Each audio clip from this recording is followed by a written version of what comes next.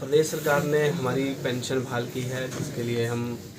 सदैव प्रदेश सरकार के आदरणीय श्री सुखविंदर सिंह सुक्खू जी के ऋणी रहेंगे और उनका जितना धन्यवाद किया जा सकता है वो मुझे लगता है कि वो कम है। हम उनका एक बार पुनः धन्यवाद करते हैं। आज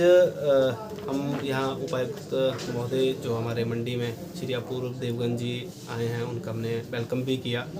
और उनके माध्यम से महामहिम राष्ट्रपति महोदय को और आदरणीय श्री नरेंद्र मोदी जी जो हमारे देश के प्रधानमंत्री हैं, श्री सुखविंदर सिंह सुक्खू जी हमारे प्रदेश के मुख्यमंत्री हैं, इन सभी को हमने जो हमारा एनपीएस के तहत जो हमारा 9,000 करोड़ रुपए जो एनएसडीएल के पास बचता है, उस पैसे को वापस लाने के लिए आदरणीय उपायुक्त महोदय के माध्यम से हमने ज्ञापन सौंपा और ख़ास करके केंद्र सरकार से हमने ये अपील की है कि इस पैसे को तुरंत प्रभाव से जो है हमें वापस लौटा जाए, क्योंकि कर्मचारियों को एक बड़ा आंदोलन पेंशन बहाली को लेकर रहा और प्रदेश सरकार ने जैसे कि पहले कहा था कि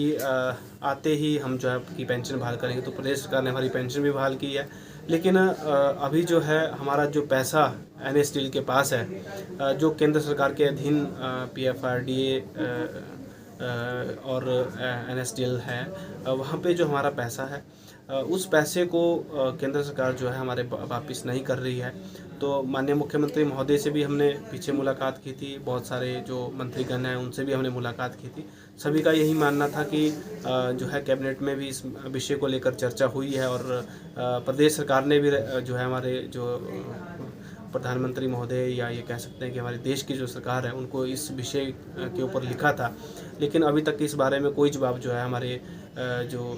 सरकार है नेशनल लेवल पे वहाँ से कोई इस तरह का जवाब अभी तक नहीं आया। तो हम यही चाहते हैं कि उस पैसे को तुरंत प्रभाव से वापस किया जाए, क्योंकि कर्मचारियों का ये खून पसीने का पैसा है और इसमें लगभग 4,500 करोड़ के आसपास कर्मचारियों का पैसा है और लगभग 5,000 करोड़ के आसपास जो प्रदेश का पैसा है। कर्मचारियों का पैसा अगर वापस आता है तो कर्मचारियों को क्योंकि बड़ी राहत इससे मिलेगी। लगभग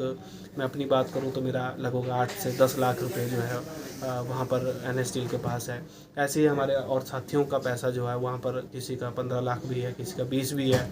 किसी का 5-7 लाख से लेके 20, 25, 30 लाख तक जो है वो पैसा वहाँ पे है। वो पैसा आएगा तो उससे उसकी जो है हमें राहत मिलेगी। और दूसरा 5,000 करोड़ के आसपास जो हमारे प्रदेश सरकार का पैसा वापस आता है, तो इससे जो है हमारे जो प्रदेश सरकार इस समय क्योंकि बड़ी आपदा प्रदेश में आई थी, इस आपदा के बाद जो है प्रदेश में थोड़ी सी आर्थिकी के ऊपर भी आर्थिकी को भी नुकसान हुआ है और मुझे विश्वास है अगर ये पैसा आता है तो इससे प्रदेश सरकार को भी एक बड़ी राहत मिलेगी। अगर ये पैसा जल्द नहीं आता तो इसके बाद जो है आगामी रूपरेखा संगठन की ओर से बनाई जा रही है, फिर बड़े आंदोलन की ओर भी जो है बढ़ा जा सकता है।